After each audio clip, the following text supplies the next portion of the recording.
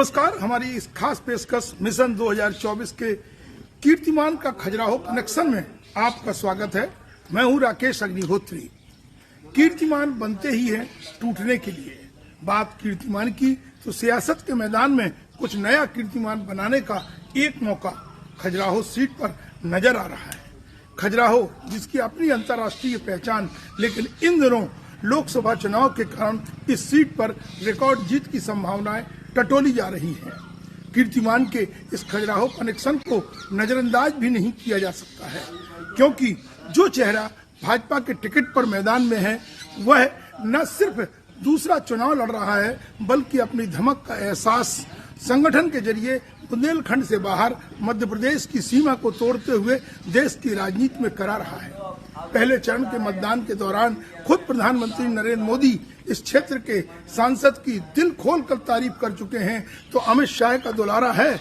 मोदी की आंख का तारा माना जाता है विष्णुदत्त शर्मा को, जिसके पीछे संघ खड़ा है, तो उन पर कीर्तिमान बनाने का दबाव भी बढ़ता जा रहा है।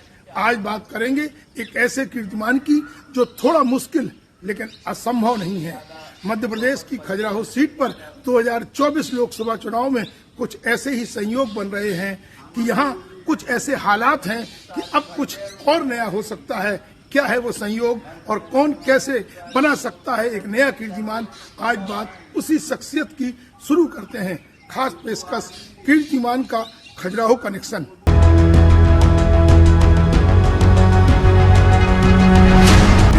खेल हो या फिर सियासत का मैदान, जो कीर्तिमान बनाता है उस चेहरे से उम्मीदें बढ़ना लाजमी है।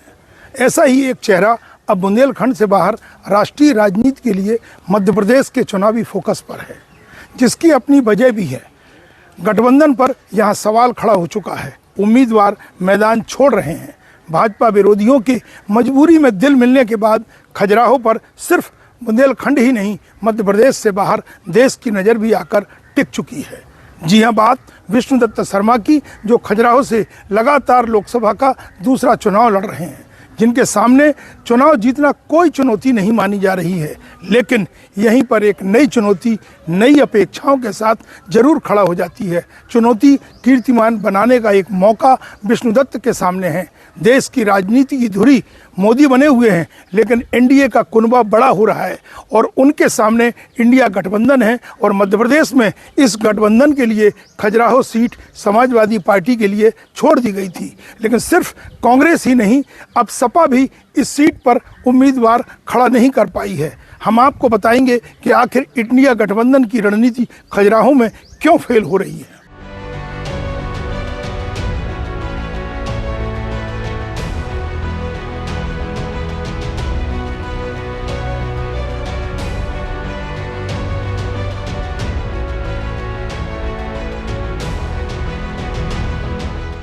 विष्णुदत्त, जो एक बार फिर खजुराहो सीट से लोकसभा के महासंग्राम में उतरे, लेकिन उनका भाग्य इतना प्रबल कि आज चुनावी मुकाबले में उनके सामने कोई दमदार योद्धा ही नहीं बचा। मानो वीडी से आगे उनका गुड लक चलता है, जो वीडी के सामने खड़ी होने वाली हर चुनौती को पहले ही समाप्त कर देता है। वैसे तो वीडी शर्मा ने 2019 में इसी खजुराहो सीट को बहुत कम दिनों की तैयारी में 4,92,000 का मार्जिन लेकर शानदार तरीके से जीता था। लेकिन इस बार हालात बिल्कुल अलग और वीडी के अनुकूल हैं। एनडीए को 400 पार ले जाने का लक्ष्य लेकर उतरी भाजपा कई सीटों पर 8 लाख वोटों से जीत हासिल करने की बात करने लगी है। अब तक चुनावों में गिनी चुनी सीटों पर चंद नेता ही 5-6 लाख से ज्यादा वोटों से जीत हासिल कर पाए। फिर भी आज तक कोई नेता 7 लाख वोटों से जीत के आंकड़े को नहीं छू पाया।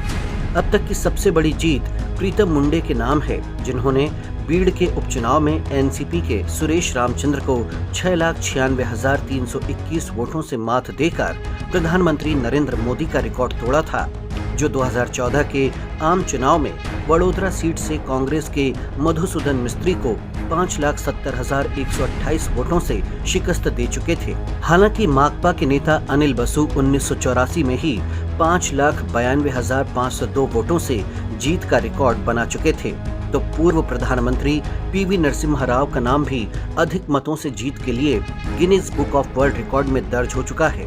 बात मध्य प्रदेश की करें तो यहाँ 2019 के चुनाव में इंदौर के शंकर लालवानी ने 5,47,000 वोटों से जीत हासिल की थी। यानी जो रिकॉर्ड प्रीतम मुंडे के नाम है, उसके आसपास अभी कोई पहुंच नहीं पाया है। 2024 के चुनाव में मध्य प्रदेश की खजुराहो सीट पर हो सकता है कोई बड़ा रिकॉर्ड बन जाए।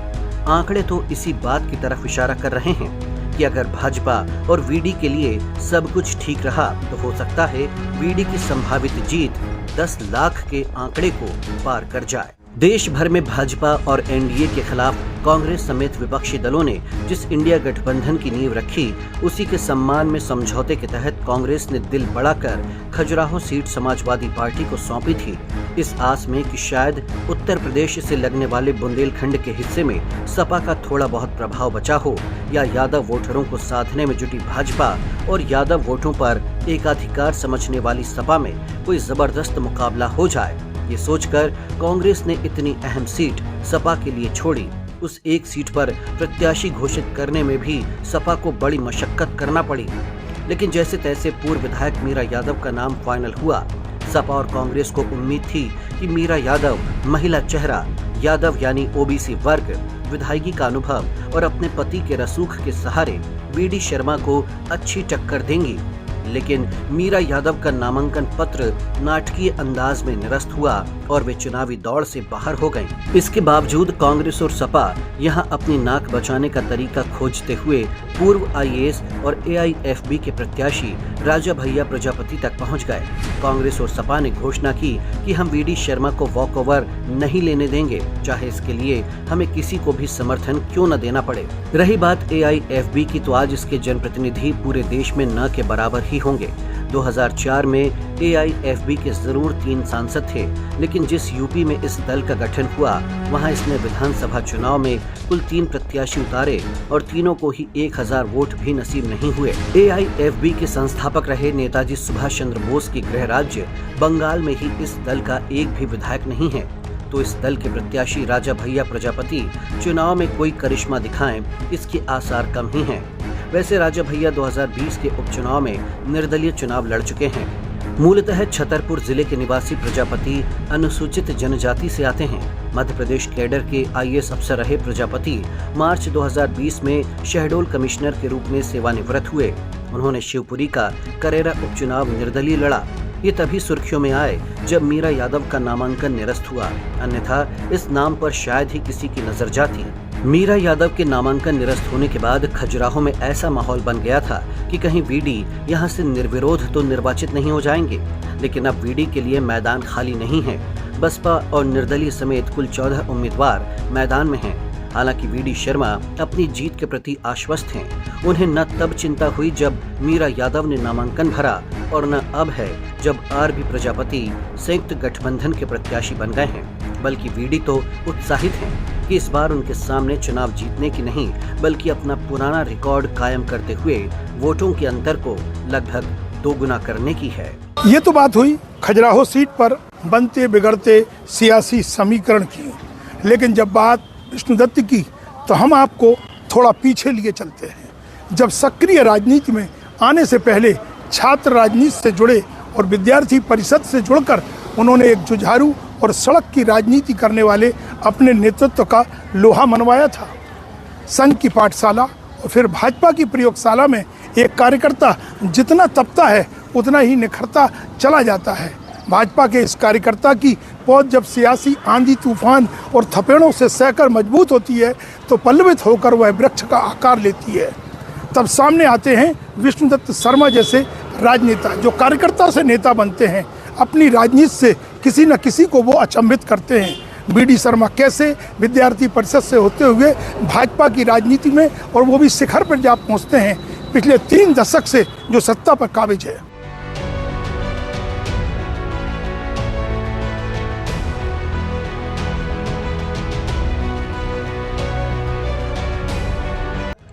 मुरैना के एक छोटे से गांव सुरजनपुर में जन्मे विष्णुदत्त 1987 में अखिल भारतीय विद्यार्थी परिषद में शामिल हुए। 1995 से उन्होंने पूर्णकालिक राजनीति में कदम रखे। 1993 से 94 तक वीडी शर्मा विद्यार्थी परिषद के सचिव रहे, तो 2001 से 2007 तक मध्य प्रदेश में एबीवीपी के राज्य संगठन सचिव, 2007 से 2009 तक एबीवीपी के राष्ट्रीय महासचिव भी रहे। जुझारू प्रवृत्ति के विष्णुदत्त शर्मा अपने राजनीतिक करियर के दौरान कई आंदोलनों में शामिल रहे। शिक्षा में व्यवसायीकरण और भ्रष्टाचार का पुरजोर विरोध किया, तो नर्मदा में प्रदूषण का अध्ययन कर एनजीटी तक मामले को ले गए। वीडी शर्मा युवावस्था से ही गरीब और जरूरतमंद छात्रों की मदद के लिए हमेशा आगे रहे। उनकी नेतृत्व क्षमता को संगठन के वरिष्ठ नेताओं ने पहचाना और उन्हें महत्वपूर्ण दायित्व मिले, जिन्हें उन्होंने बखूबी निभाया। इसे वीडी शर्मा की सादगी ही कहा जाएगा कि उन्होंने अपने भीतर कभी कोई महत्वाकांक्षा नहीं पनपने दी। उन्होंने न तो कभी आगे बढ़ने की होड़ की, न ही किसी प्रतिस्पर्धा में समय गंवाया। अक्सर राजनीति की राह पकड़ने वाले नेता अपने लिए कई लक्ष्य बना लेते हैं, लेकिन वीडी शर्मा कभी इस फेर में नहीं पड़े, बल्कि हवा के झोंके की तरह आगे बढ़ते गए। शायद वीडी इसी सिद्धांत पर काम करते थे कि कर्म किए जाओ, मेहनत का प्रतिफल अपने आप मिलेगा। विद्यार्थी परिषद के कार्यों में स्वयं को समर्पित करते हुए वीडी की राह भोपाल के लिए खुल गई। भोपाल में वे लगातार छात्रों के हितों की लड़ाई लड़ते रहे और संगठन को मजबूत करते रहे। इसके बाद वे विद्यार्थी परिषद में प्रदेश के कई पदों पर रहे और अपने संघर्ष क्षमता के कारण हमेशा सुर्खियों में रहे। छात्र हितों और भारतीय संस्कृति के संरक्षण के लिए वीडी इतने सजग थे कि कई बार आंदोलन के दौरान उन्हें लाठी चार्ज का शिकार होना पड़ा, लेकिन वे संघर्ष करते रहे। दरअसल ये उन्हीं आंदोलनों का दौर था जब कांग्रेस के खिलाफ बामुश्किल लोग सड़कों पर निकल पाते थे। उस दौर में भाजपा के अनुषंगिक इकाइयों के संघर्ष का ही ये परिणाम है कि आज भाजपा प्रदेश नहीं बल्कि देश की सत्ता के शीर्ष पर काबिज है। परिषद में कार्य करते हुए वीडी शर्मा को प्रदेश भर का दौरा करने का अवसर मिला। संघ के सिद्धांतों और विचारों को आत्मसात करने वाले विष्णुदत्त ने हमेशा सामाजिक समरसता की विचारधारा का निर्वाह किया।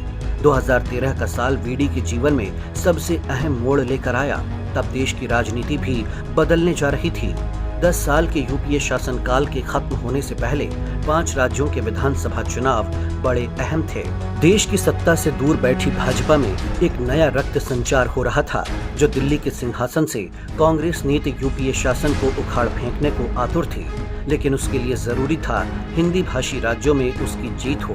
तब भाजपा में जबरदस्त परिवर्तन की लहर चल रही थी।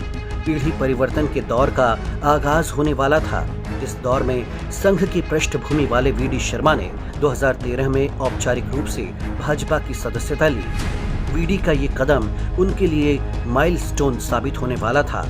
विद्यार्थी परिषद की राजनीति से बाहर अपने पंख फैलाते हुए वीडी शर्मा अब देश की मुख्य सियासी धारा से जुड़ने वाले थे। ये तो बात हुई विष्णुदत्त शर्मा की नींव तैयार करने वाले विद्यार्थी परिषद की, लेकिन यहीं से उनके सियासी सफर की शुरुआत भी हो जाती है। ये वो दौर था जब नरेंद्र मोदी प्रधानमंत्री के दावेदार के तौर पर उभर रहे थे और मध्य प्रदेश में विधानसभा चुनाव 2013 की तैयारियां शिवराज के नेतृत्व में शुरू हो चुकी थी। तब वीडी शर्मा भाजपा की सदस्यता लेते हैं, लेकिन ये चेहरा तब प्रदेश की राजनीति में हाईलाइट होता है जब 2016 में तत्कालीन प्रदेश अध्यक्ष नंद कुमार सिंह चौहान की टीम में बतौर प्रदेश महामंत्री वीडी की एंट्री होती है। 2 साल बाद ही संगठन के नेतृत्व परिवर्तन के बावजूद विष्णुदत्त शर्मा अपना स्थान कायम रखते हैं। तब किसी ने नहीं सोचा था कि महज 4 साल बाद ही एक कार्यकर्ता से महामंत्री होते हुए विष्णुदत्त शर्मा प्रदेश संगठन के सर्वोच्च पद पर पहुंच जाएंगे।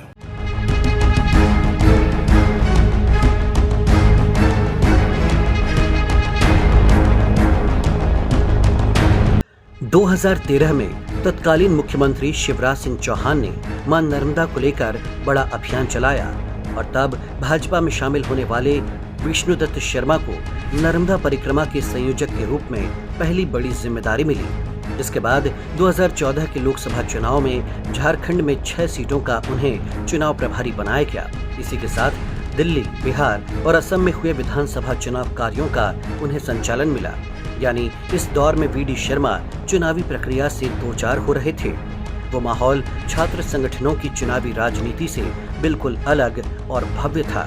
वीडी के अनुभवों की पुस्तक में ये अहम पन्ने जुड़ते जा रहे थे, जिनका उपयोग भविष्य की राजनीति में होना था। 2015 में उन्हें नेहरू युवा केंद्र के बोर्ड ऑफ गवर्नर्स का उपाध्यक्ष नियुक्त किया गया। केंद्र की मोदी सरकार ने उन्हें राज्य मंत्री का दर्जा दिया, यानी तब तक वीडी एमपी के साथ साथ दिल्ली की राजनीति से जुड़ चुके थे। 2016 में जब तत्कालीन प्रदेश अध्यक्ष नंद कुमार सिंह चौहान ने अपनी टीम का विस्तार किया, तो वीडी शर्मा प्रदेश महामंत्री की एक नई भूमिका में सामने आए। नंदू भैया के सानिध्य में वीडी प्रदेश संगठन के भूमिका के महत्व को समझते हुए महामंत्री के दायित्वों का बखूबी निर्वहन करने लगे। हालांकि ये वो दौर था जब कदम ताल की बजाय संगठन सत्ता का हाथ पकड़ कुछ पीछे चल रहा था।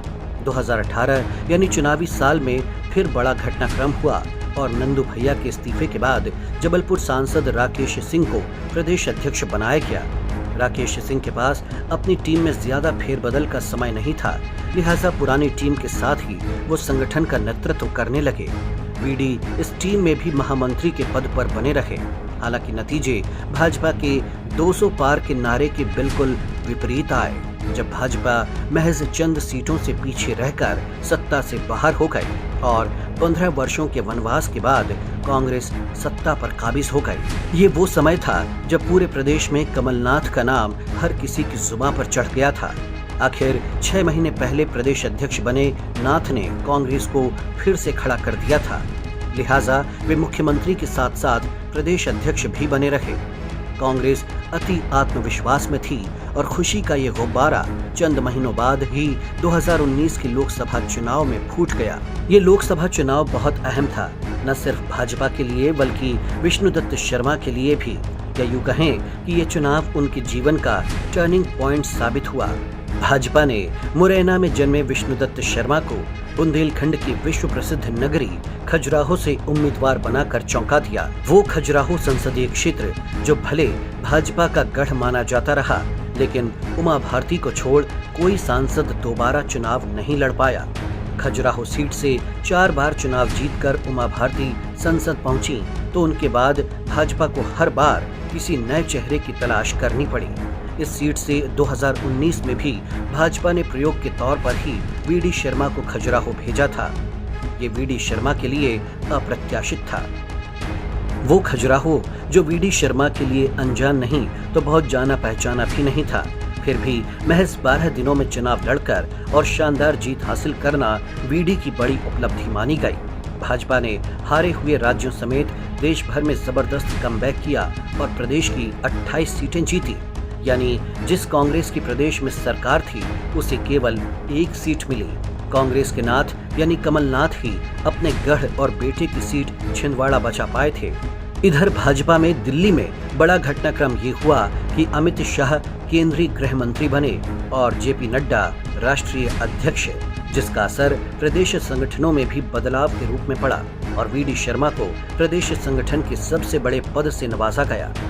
जी हाँ, 7 साल पहले भाजपा में शामिल होने वाले विद्यार्थी परिषद के इस युवा को इतनी बड़ी जिम्मेदारी मिलना कम आश्चर्य की बात नहीं थी, लेकिन युवा ऊर्जावान, कर्मठ और आक्रामक रुख रखने वाले वीडी शर्मा पर ही हाईकमान ने जो भरोसा जताया, उस पर वीडी ने खरा उतर कर दिखाने की ठान ली। वीडी उस पिन पॉइंट पर प्रदेश अध्यक्ष बने जब मध्य प्रदेश की सियासत में एक बड़ा भूचाल आने वाला था, जब चंद दिनों बाद ही फिर से नया इतिहास लिखा जाने वाला था, जब 15 महीने का भाजपा का वनवास खत्म होने वाला था, जब प्रदेश में सत्ता परिवर्तन होने वाला था। जी हाँ, वीडी शर्मा भाजपा के लिए शुभंकर साबित हुए।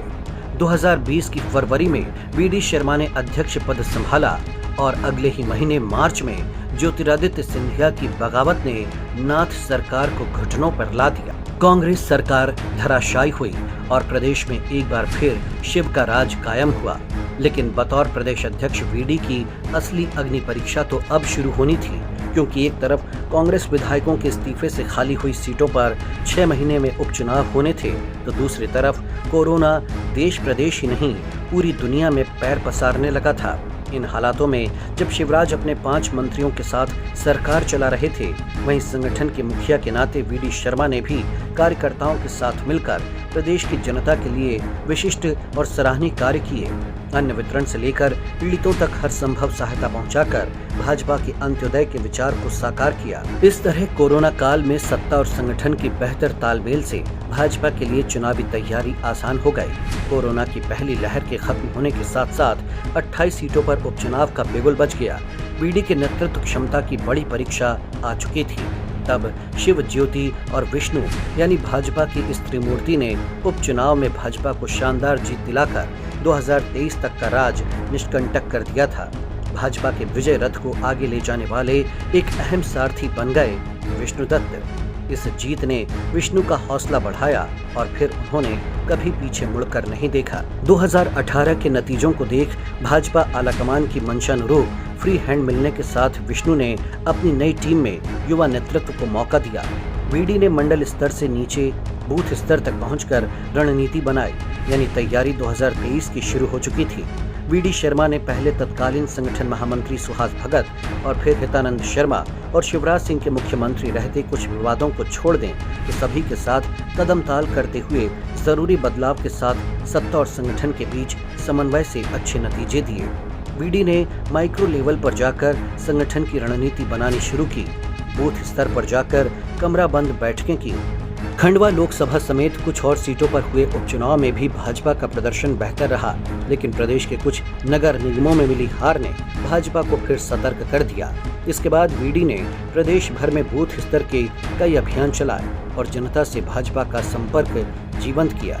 मेरा बूथ सबसे मजबूत और बूथ जीता चुनाव जीता जैसे नारों से वीडी ने कार्यकर्ताओं में जीत का नया जोश जगाया। त्रिदेव, पन्ना प्रमुख, बूथ प्रभारी से लेकर मंडल स्तर के कार्यकर्ताओं का नेटवर्क तैयार कर कांग्रेस के मुकाबले अपनी लाइन बड़ी की। इस बीच अपनी ओजस्वी आभा बिखेरते वीडी शर्मा कांग्रेस के दिग्गजों के निशाने पर आ गए थे। कमलनाथ ने वीडी की कनिष्ठता को लेकर कई तंज कसे, जिनका जवाब वीडी ने अपनी मौन रणनीति से कांग्रेस को परास्त कर दिया। दिग्विजय सिंह भी वीडी शर्मा पर जब हमलावर हुए तब वीडी ने बराबरी से नाथ और दिग्गी के बयानबाजी का उन्हीं के अंदाज में जवाब देकर अपना कद कहीं ऊंचा किया। और फिर जब 2023 में कांग्रेस सरकार बनाने के दावे करते हुए मंत्रिमंडल में नामों की सूची तैयार कर रही थी, तब वीडी प्रदेश में 51% वोट पाने का लक्ष्य लेकर चल रहे थे। डबल इंजन की सरकार की योजनाएं और कार्यकर्ताओं की मेहनत से भाजपा ने 2023 के चुनाव में शानदार जीत हासिल कर आलोचकों के मुंह बंद कर दिए। वैसे तो इस जीत के कई शिल्पकार थे, जिनमें वीडी की भूमिका सबसे ज्यादा अहम थी। कह सकते हैं कि बतौर प्रदेश अध्यक्ष वीडी ने हर मुश्किल का साहस से सामना किया और अपनी सूझबूझ, समन्वय, सामंजस्य से उनका समाधान भी निकाला। वीडी के ओवरऑल परफॉर्मेंस को देखें तो वीडी ने मध्य प्रदेश में भाजपा का एक नया और क्रांतिकारी संगठन तैयार किया, जिसमें चुनाव लड़ने और जीतने का एक नया जज्बा नजर आता है।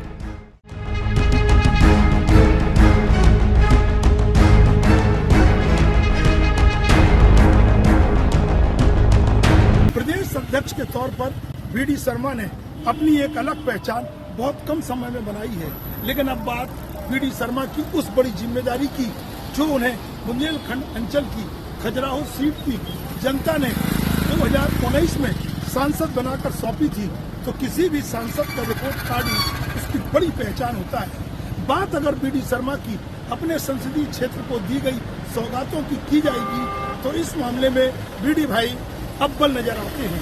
3 जिलों में बचे अपने निर्वाचन क्षेत्र में विष्णु दत्त ने पिछले 5 सालों के दौरान कई विकास कार्यों की सौगात दी।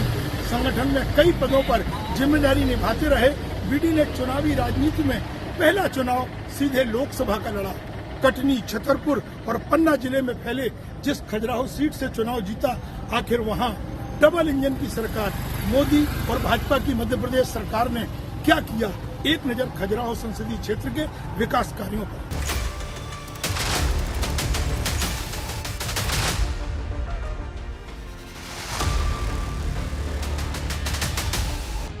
वैसे तो मध्य प्रदेश में कई सांसद प्रदेश भाजपा अध्यक्ष रहे और अपनी दोहरी जिम्मेदारियां निभाते आए, लेकिन इस मामले में वीडी शर्मा के कार्यकाल का महत्व इसलिए बढ़ जाता है क्योंकि उन्हें ये दोनों पद लगभग एक साथ ही मिले।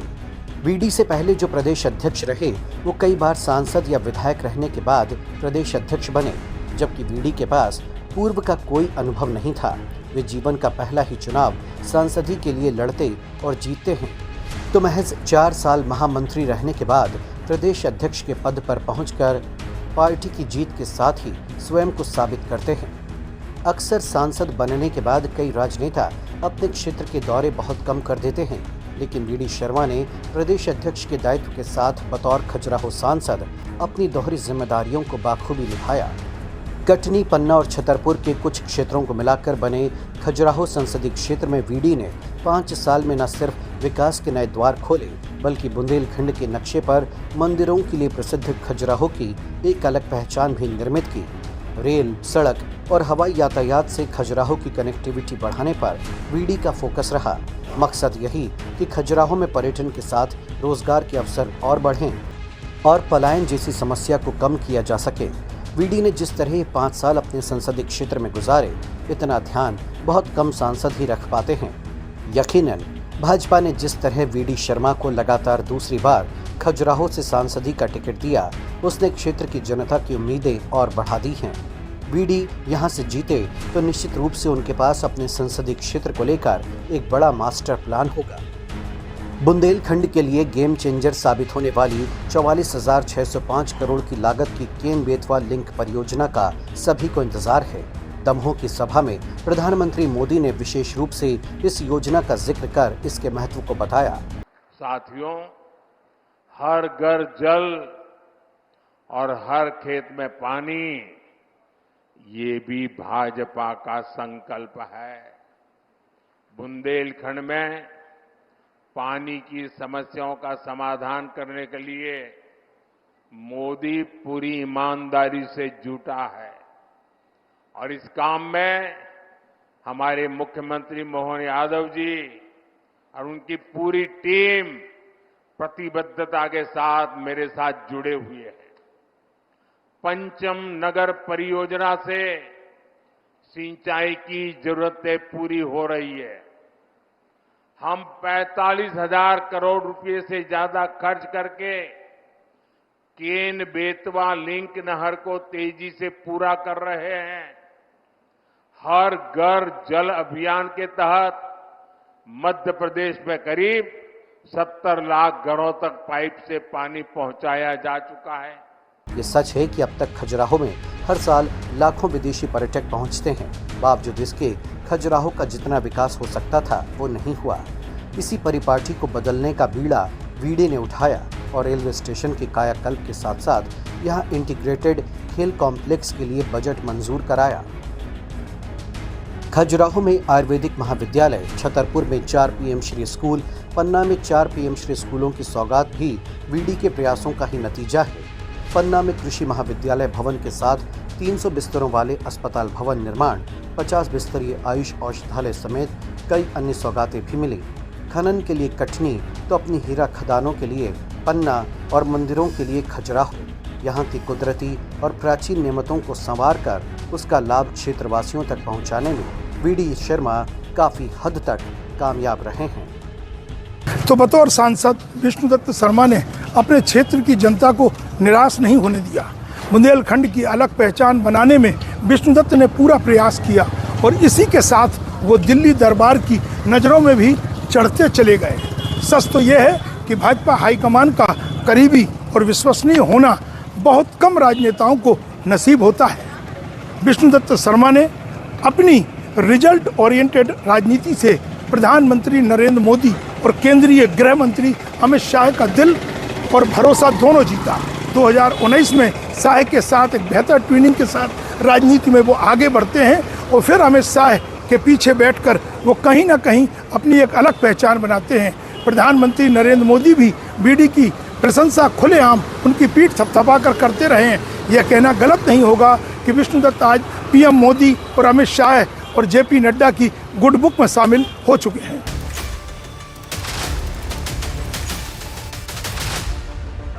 और ये विष्णुदत्त शर्मा जी दिखते पतले दुबले हैं, लेकिन उनके नेतृत्व में भाजपा ने इस बार मध्य प्रदेश में नया इतिहास रच दिया है।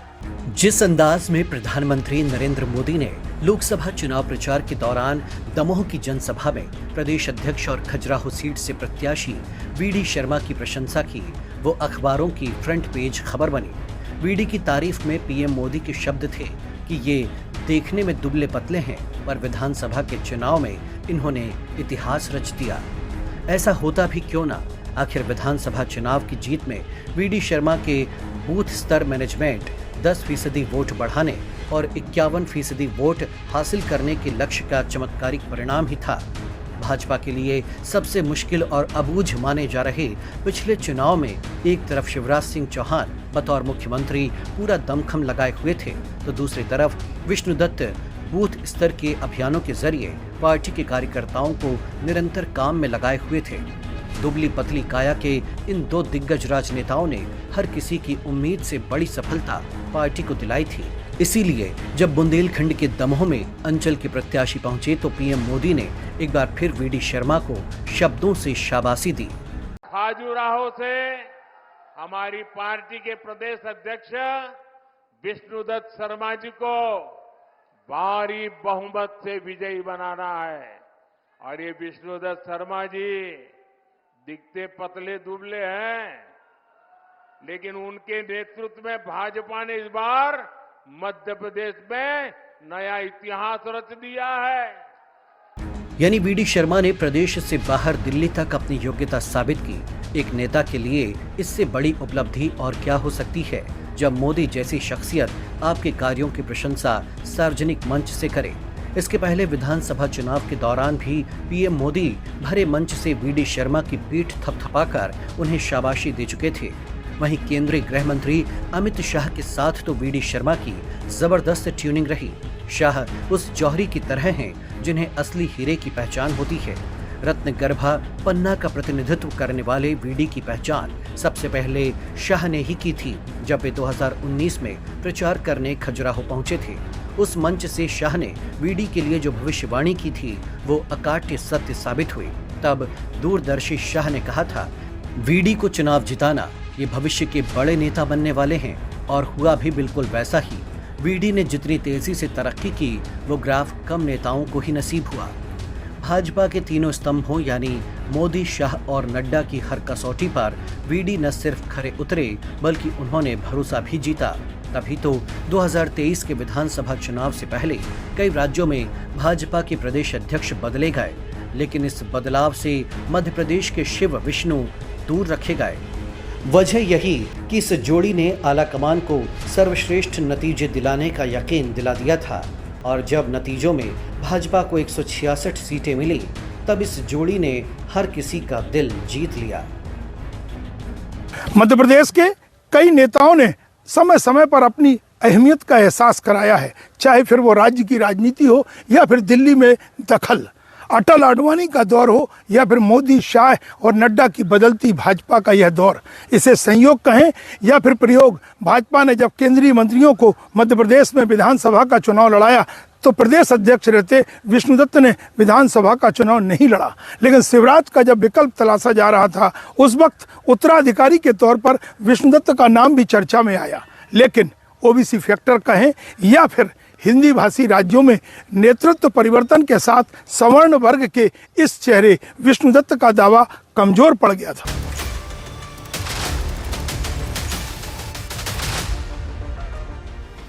भाजपा ने 2023 के पहले सत्ता और संगठन के नेतृत्व में कोई परिवर्तन न कर न केवल एक सस्पेंस कायम रखा, बल्कि कई केंद्रीय मंत्रियों और सांसदों को भी विधानसभा चुनाव में उतारकर अगला सीएम कौन के सवाल को और गहरा कर दिया।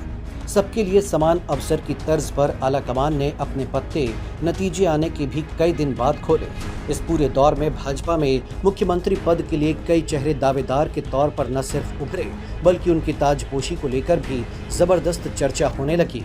लेकिन उस समय भाजपा हाईकमान जातिगत समीकरणों को साधने की माथापच्ची में उलझा हुआ था। राजस्थान और छत्तीसगढ़ की जीत ने इस उलझन को और बढ़ा दिया और तीनों ही राज्यों में जातिगत समीकरणों को ध्यान में रखते हुए सीएम कैंडिडेट तय करना बड़ी चुनौती बन गया था। राजस्थान में वसुंधरा राजे हों या छत्तीसगढ़ में रमन सिंह की दावेदारी फिर भी कमजोर थी, लेकिन मध्य प्रदेश में लाडली बहना योजना की लोकप्रियता ने शिवराज के सीएम पद के दावे को मजबूती से बनाए रखा। वैसे भी एमपी में लगातार ओबीसी वर्ग का सीएम देने की भाजपा की परंपरा को मानते हुए शिवराज आगे थे। तो उनके कुछ ही पीछे इसी वर्ग से आने वाले प्रहलाद पटेल भी कतार में थे। लेकिन सीएम के नाम के ऐलान में देरी से ये साफ होने लगा कि कम से कम शिवराज तो सीएम नहीं बनेंगे। तब राजस्थान, छत्तीसगढ़ की तुलना में मध्य प्रदेश में सामान्य वर्ग से ब्राह्मण नेतृत्व को आगे लाने की चर्चा के बीच वीडी शर्मा भी तेजी से दावेदार बनकर उभरे। छत्तीसगढ़ में आदिवासी वर्ग के विष्णुदेव साय का नाम फाइनल हुआ तो मध्य प्रदेश में एक बार फिर ओबीसी वर्ग का पलड़ा भारी हो गया। इधर राजस्थान में ब्राह्मण मुख्यमंत्री देने के साथ ही विष्णुदत्त का नाम पीछे छूट गया। पीढ़ी बदलाव के दौर में विष्णुदत्त के लिए मुख्यमंत्री बनने का यह एक मौका जरूर माना जा रहा था, लेकिन जब लॉटरी पिछड़े वर्ग के ही डॉक्टर मोहन यादव की खुली तो इसके साथ ही अब विष्णुदत्त शर्मा के लिए नई भूमिका और नई संभावनाओं के द्वार भी खुल गए।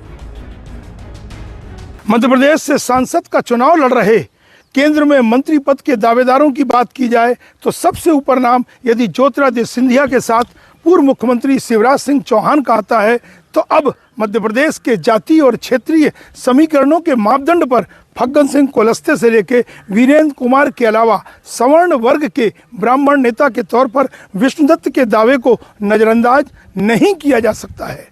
दावा इसलिए मजबूत क्योंकि नई पीढ़ी, नया नेतृत्व यदि सामने लाया जा रहा है तो विधानसभा का चुनाव पार्टी ने विष्णुदत्त के प्रदेश अध्यक्ष के नेतृत्व में ही जीता है, तो एडजस्टमेंट से ज़्यादा योग्यता और उपलब्धियों के साथ दूसरे कार्यकर्ताओं को संदेश देने के लिए सियासत में विष्णुदत्त को सम्मान के साथ पद भी उपलब्ध कराया जा सकता है।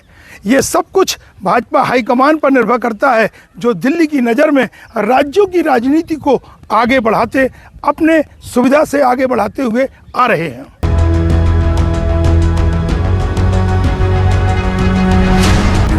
लोकसभा चुनाव के बाद अगर तीसरी बार फिर मोदी सरकार के अस्तित्व में आने की संभावना सबसे ज्यादा तो मध्य प्रदेश से केंद्रीय मंत्री बनने की रेस में शामिल राजनेताओं पर भी सबकी नजरें हैं। वर्तमान केंद्रीय मंत्री ज्योतिरादित्य सिंधिया के साथ आदिवासी चेहरा फग्गन सिंह कुलस्ते और दलित वर्ग के वीरेंद्र खटीक के साथ ही विधायक होने के बावजूद लोकसभा चुनाव लड़ रहे शिवराज सिंह चौहान का नाम सबसे आगे। तो फिर सवर्ण समाज की बड़ी जमात और कभी बीजेपी का वोट बैंक माने जाने वाले इस वर्ग से ब्राह्मण नेता विष्णुदत्त शर्मा की दावेदारी को नजरअंदाज करना शायद पार्टी नेतृत्व के लिए आसान नहीं होगा। दमोह, सागर, खजुराहो, टीकमगढ़ सीट वाले मध्य प्रदेश के बुंदेलखंड से जब वीरेंद्र कुमार जैसे सांसद मोदी सरकार में कभी प्रोटेम स्पीकर और केंद्र में मंत्री बनते हैं या प्रहलाद पटेल केंद्रीय मंत्री, तब विष्णुदत्त सांसद बन चुके थे। उमा भारती भी इसी बुंदेलखंड की खजुराहो लोकसभा सीट परिसीमन के पहले कई चुनाव जीतकर लोकसभा पहुंच चुकी हैं, जिन्होंने बाद में भोपाल से भी सांसद का चुनाव लड़ा और जीता। बाद में मुख्यमंत्री बनी। अटल जी के दौर से लेकर मोदी काल में इस बुंदेलखंड से कई नेता अपनी पहचान बनाने में सफल रहे। अब प्रहलाद विधानसभा का चुनाव लड़कर मोहन सरकार में मंत्री, लेकिन वीरेंद्र अनुसूचित जाति के सांसद का एक और चुनाव टीकमगढ़ से लड़ रहे हैं। इस बुंदेलखंड की धमक विधानसभा में शिवराज सरकार से लेकर मोहन सरकार में साफ देखी जा सकती है। तो उसी बुंदेलखंड के खजुराहो से जब विष्णुदत्त शर्मा एक कीर्तिमान रचने की दहलीज पर खड़े हों, तब कैस उपलब्धि के लिए बोनस के तौर पर विष्णुदत्त मोदी सरकार पार्ट 3 में बतौर केंद्रीय मंत्री नजर आएंगे। भाजपा में एक दशक के अंदर कोई नेता अपने काम के दम पर प्रदेश के 3 प्रमुख नेताओं, वो भी भाजपा के अंदर शामिल हो सकता है, यह कोई विरला ही होगा। मुख्यमंत्री और संगठन महामंत्री के अलावा प्रदेश अध्यक्ष की भूमिका में विष्णुदत्त ने अपने सक्षम नेतृत्व से संगठन को एक नई पहचान दी है। इसे उनकी किस्मत भी कह सकते हैं कि उनके नेतृत्व में भाजपा मध्य प्रदेश में न सिर्फ 15 महीने बाद शिवराज सरकार के साथ लौटी, बल्कि सरकार में रहते फिर मोहन सरकार का गठन भी सुनिश्चित विष्णु के कार्यकाल में ही होता है। इस बार प्रदेश अध्यक्ष रहते विष्णुदत्त लोकसभा का चुनाव लड़ रहे हैं, लेकिन एक चुनाव जीत के सांसद बन चुके हैं। खजुराहो से दूसरी जीत के रिकॉर्ड बनाने की संभावनाएं बलवती हो चुकी हैं। मोदी सरकार की जीत की हैट्रिक लगी तो फिर इस बार विष्णुदत्त की राष्ट्रीय राजनीति में नई भूमिका का रास्ता भी साफ हो सकता है। पार्टी के दूसरे प्रदेश अध्यक्षों और पीढ़ी परिवर्तन के दौर से गुजर रही भाजपा के नए नेतृत्व की कवायद के बीच विष्णुदत्त पार्टी का वो चेहरा बनकर स्थापित हो चुका है जिसे फिलहाल डिसाइडिंग फैक्टर कहें, डिसाइडिंग लीडरशिप कहें या फिर यंग फैक्टर माना जा सकता है। यह सब तब संभव हुआ है जब सेंट्रल से लेकर रीजनल पॉलिटिक्स में ओबीसी फैक्टर निर्णायक भूमिका निभाता हुआ देखा जा सकता है। ऐसे में ब्राह्मण नेता विष्णुदत्त से उम्मीद की जाना चाहिए कि इस बार वो खजुराहो से जीत के नए रिकॉर्ड के साथ राष्ट्रीय नेतृत्व को, जी हाँ, मोदी और अमित शाह को कुछ सोचने को भी मजबूर करेंगे। खजुराहो में भाजपा और विष्णुदत्त के मुकाबले में न तो कांग्रेस है, न ही इंडिया गठबंधन की उनकी सबसे बड़ी सहयोगी समाजवादी पार्टी मैदान में है। तो इस अजीबोगरीब बनी स्थिति में विष्णुदत्त से अपेक्षाएं बढ़ना भी लाजमी है। देखना दिलचस्प होगा कि विष्णुदत्त कीर्तिमान के खजुराहो कनेक्शन की आखिर कयासबाजी पर किस तरह विराम लगाते हैं। लोकसभा चुनाव 2024 के मैदान में वो कहां खड़े नजर आते हैं। लाख टके का सवाल, आखिर इस चुनाव की जीत के साथ राष्ट्रीय राजनीति में विष्णुदत्त शर्मा की भूमिका क्या होगी। इसी के साथ कटनी, पन्ना, छतरपुर के साथ खजुराहो संसदीय क्षेत्र से मुझे इजाजत दीजिए। वीडियो जर्नलिस्ट एलन भार्गव और गुलजार अहमद के साथ राकेश अग्निहोत्री, खजुराहो।